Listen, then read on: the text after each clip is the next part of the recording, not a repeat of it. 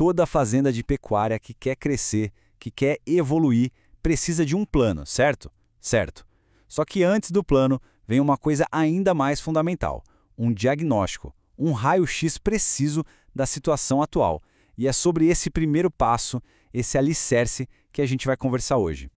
Pois é, essa pergunta aqui ela resume tudo, né? Parece até óbvio, mas olha, muita gente acaba pulando essa etapa. É como tentar construir o futuro sem ter o mapa do presente. O diagnóstico é justamente isso, é o mapa, a ferramenta que coloca tudo no preto no branco e mostra pra gente qual é exatamente o nosso ponto de partida. E olha, essa analogia da fotografia, ela é simplesmente perfeita.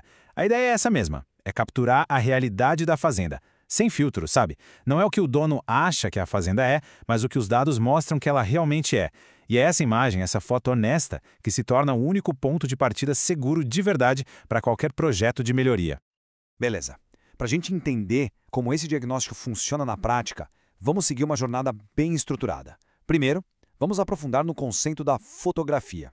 Depois, a gente mergulha no perfil do proprietário, na capacidade produtiva da fazenda e em como criar hipóteses e cenários. E por fim, vamos ver como tudo isso vira um projeto de verdade.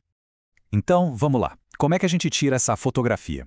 Bom, não é só chegar, apontar a câmera e clicar, não. É um processo bem metódico, sabe? Ele se divide em 4 passos essenciais para garantir que essa foto final seja completa e, mais importante, fiel à realidade.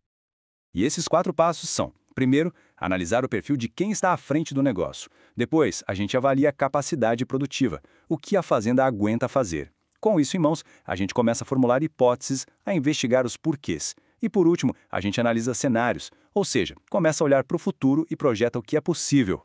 E o primeiro passo, olha, pode até surpreender um pouco. A gente não começa olhando para o gado ou para o pasto. A gente começa olhando para a pessoa. Por quê? Porque no fim do dia, um projeto técnico, por melhor que seja, só vai para frente se estiver alinhado com a visão, com o perfil e com os objetivos de quem está no comando, de quem toma as decisões. Essa análise, ela se aprofunda em 4 pontos bem importantes. Primeiro, como pecuarista, tem paixão pelo negócio? Quanto tempo de estrada? Depois, como empresário, qual a tolerância ao risco? O perfil é mais conservador ou mais arrojado? Aí vem o perfil comportamental e, claro, a capacidade financeira, né? O fôlego para investir. E o mais importante, nenhum desses pontos funciona sozinho. É a combinação de todos eles que vai definir o que é possível fazer no projeto. E aqui fica super claro porque essa análise é tão crucial. Pensa só, de um lado a gente tem o perfil conservador, que prefere ir com calma, com passos menores e mais seguros. Do outro, o perfil arrojado, que topa correr mais risco em troca de um resultado talvez maior e mais rápido. Agora imagina tentar empurrar um plano super agressivo para alguém conservador. Não vai rolar. É a receita para o projeto ir para a gaveta. A estratégia tem que conversar com a pessoa.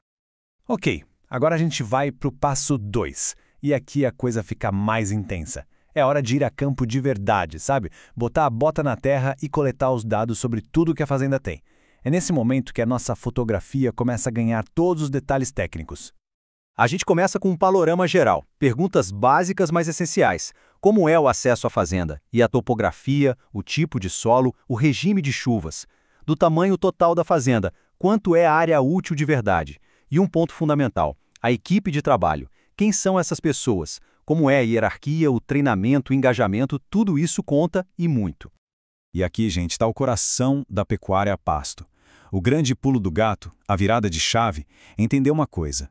Uma fazenda de gado de corte não é uma fábrica de carne, é uma fábrica de capim. A carne é consequência. Então é a eficiência dessa fábrica de capim que vai dizer qual é o potencial produtivo de verdade. Por isso que o inventário de pastagem é o pilar de todo o diagnóstico. E essa avaliação, ela não pode ser no achômetro.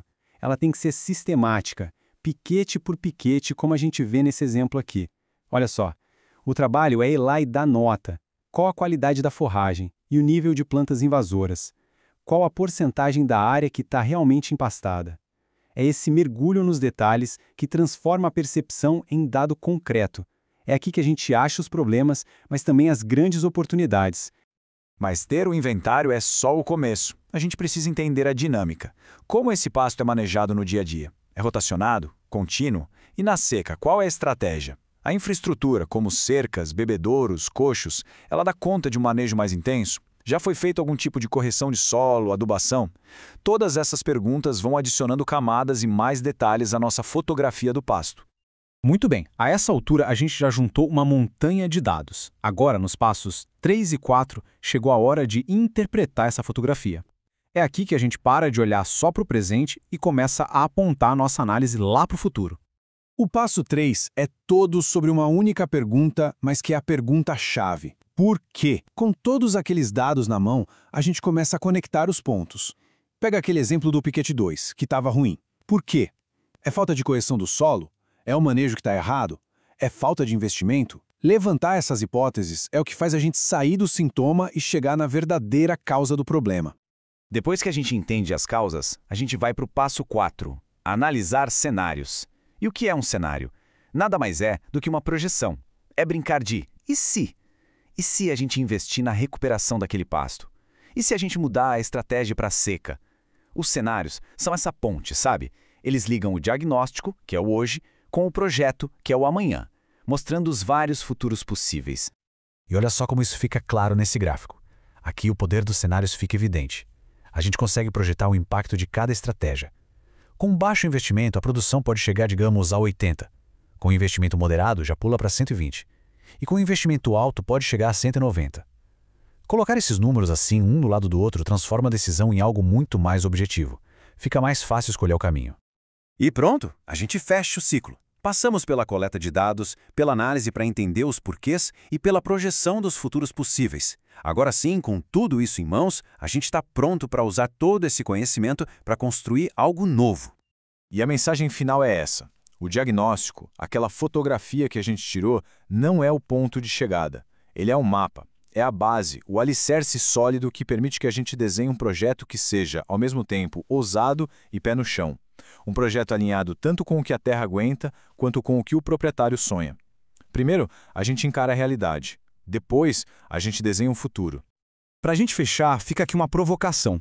Pensando em tudo isso que a gente viu, desde o perfil de quem decide até a qualidade do capim em cada piquete, qual seria a primeira foto que precisa ser tirada?